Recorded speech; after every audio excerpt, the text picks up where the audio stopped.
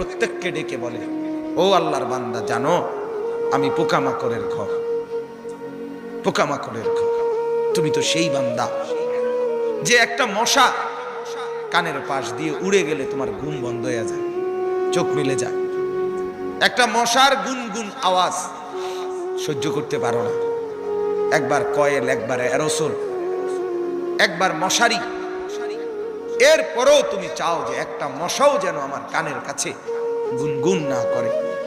তো 5 ঘন্টার ঘুমের জন্য, 6 ঘন্টার ঘুমের জন্য বান্দা এই যত্ন নিলা, অনন্তকাল কিংবা বছরের পর বছর কবরের যে ঘুম দিবা, পড়ে থাকবা সেই ঘরে, পোকা মাকড়ের ঘর, সেই ঘরে তুমি ঘুমাইবা কেমনে, থাকবা কেমনে? আমার বাপ, আমি থাকবো কিভাবে? আমি থাকবো কিভাবে বলে? ভাবেন।